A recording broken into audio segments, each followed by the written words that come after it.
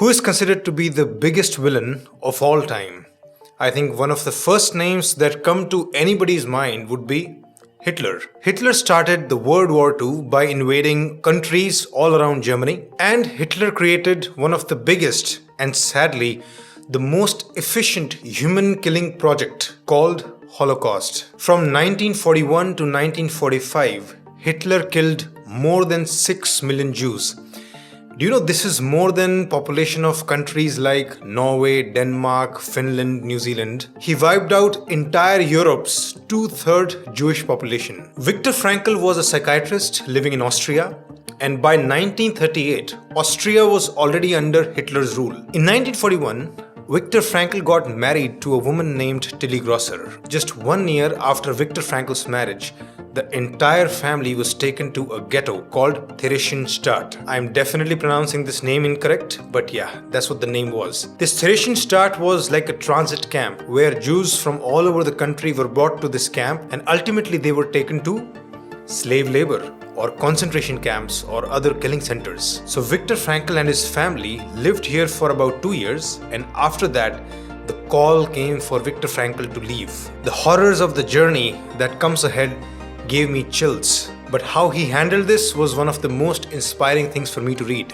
So let's begin. Viktor Frankl was asked to board this train, and this train was cramped with people, like total 1500 people in just one train, 80 people in a single coach. They were traveling for days and they had no idea where they were going. So the German officials had told them that you're actually taken to a munitions factory where you would work as a labor, but they were not sure yet. The uncertainty remained.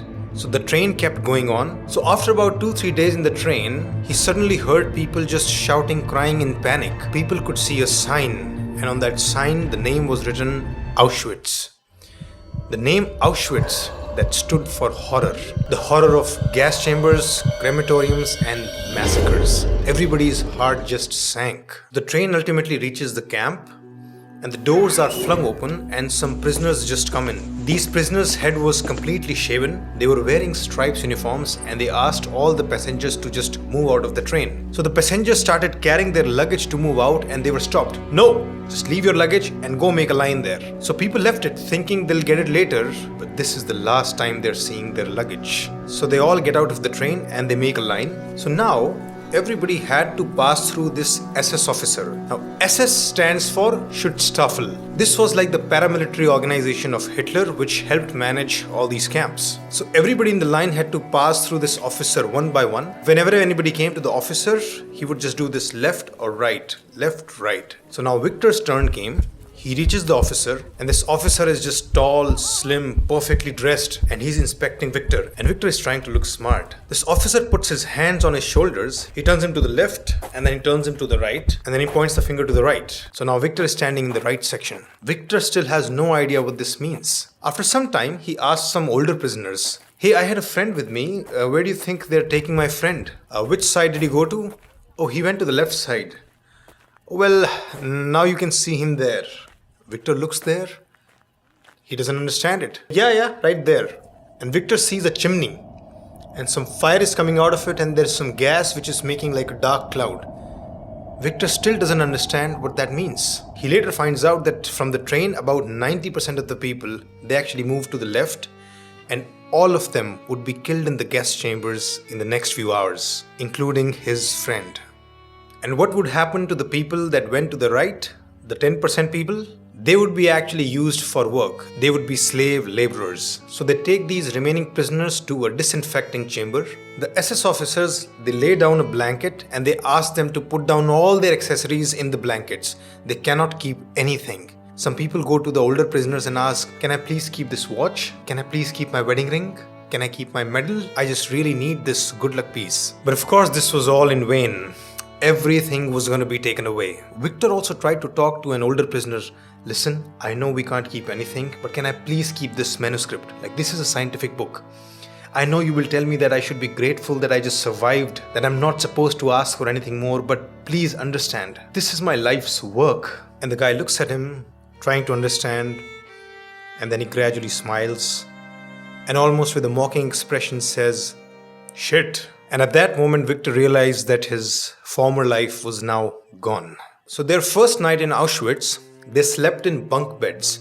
So now these beds were like 6.5 feet into 8 feet, like regular beds that we have. But there are no mattresses. There are no pillows. They slept on wooden boards. And these beds usually accommodate what? 2-3 people? But there, in a single bed, 8 to 9 people had to sleep at the same time.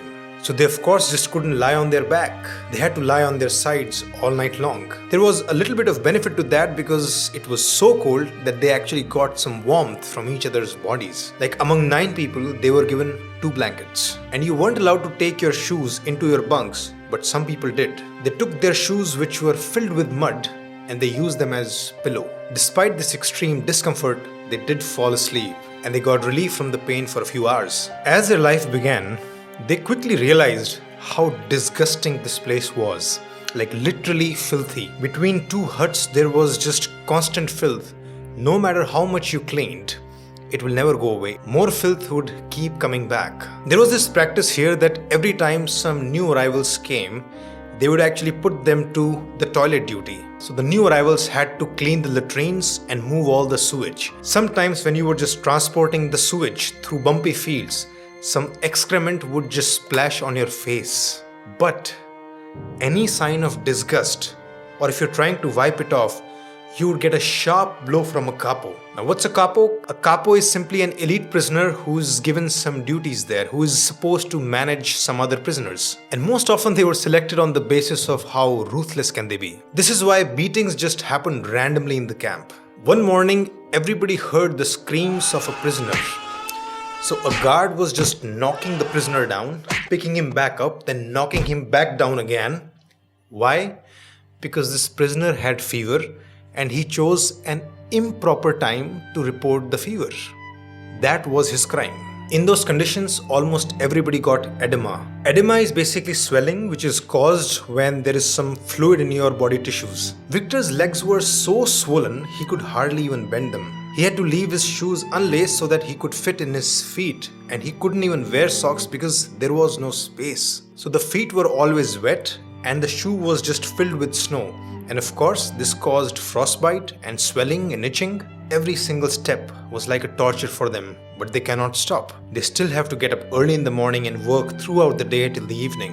And as if things weren't bad enough, they got less than half of the food that their bodies needed. They were given like 300 grams of bread and some 800 milliliters of thin soup.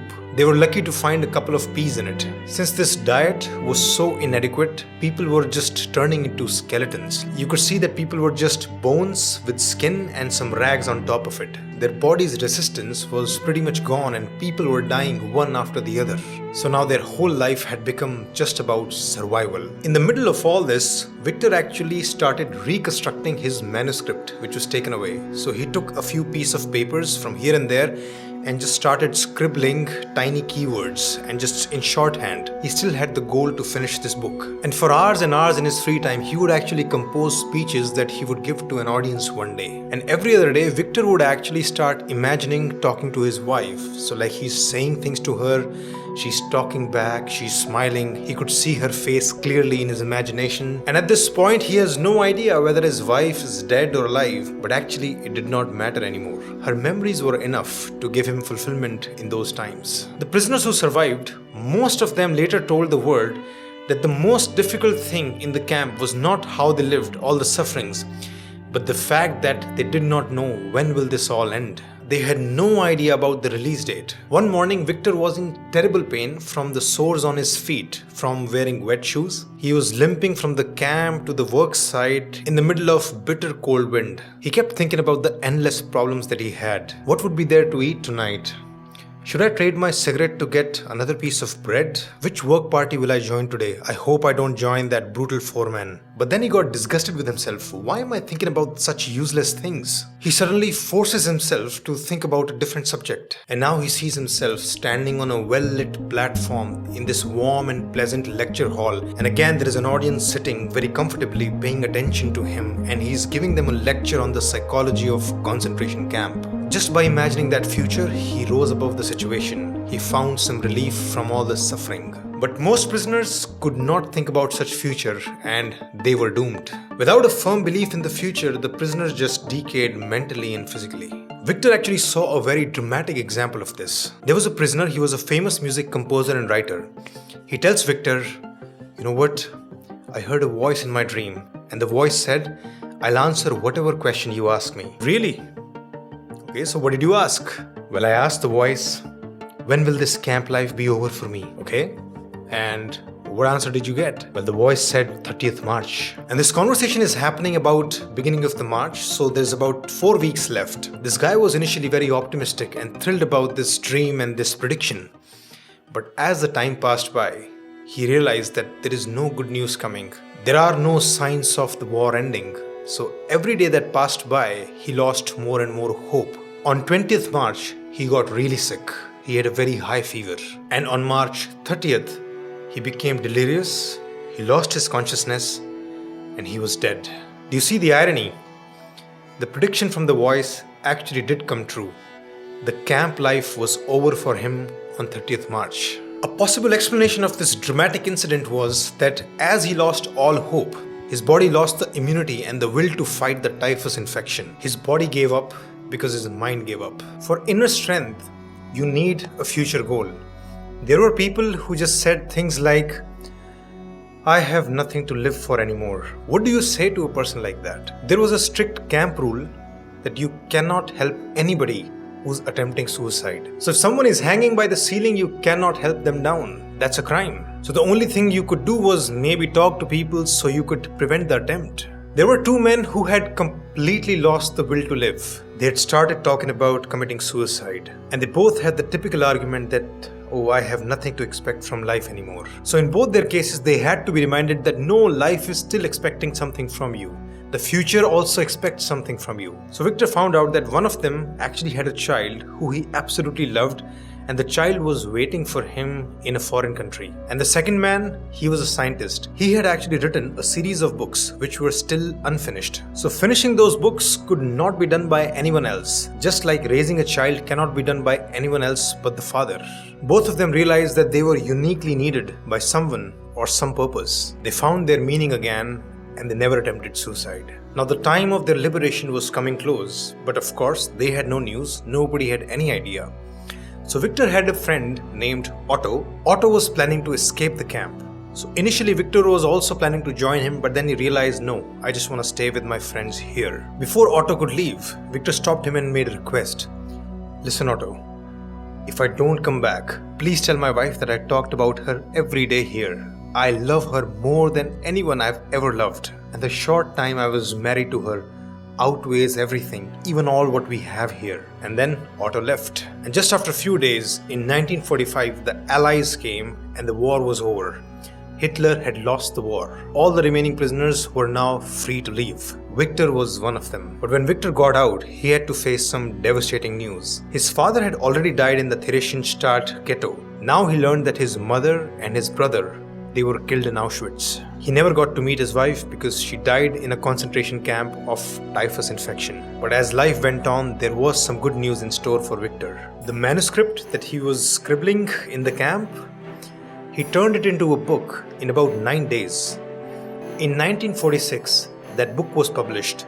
The book is now known as Man's Search for Meaning. That book became an international bestseller. It sold millions of copies and it got translated in dozens of languages. In a survey conducted in 1991, Man's Search for Meaning was named one of the top 10 most influential books in the US. Also, he finally did get to speak about the psychology of the concentration camp in front of audiences, many audiences. I think the lesson from this story is very evident, but I'll still leave you with this. Whatever you're going through, write down your deepest desires and dreams. Keep them in your mind very clearly. They won't give you meaning of life. They are the meaning of your life. There are so many goals that you can achieve. Life gives you so many options. Pick your goals carefully, but pick something.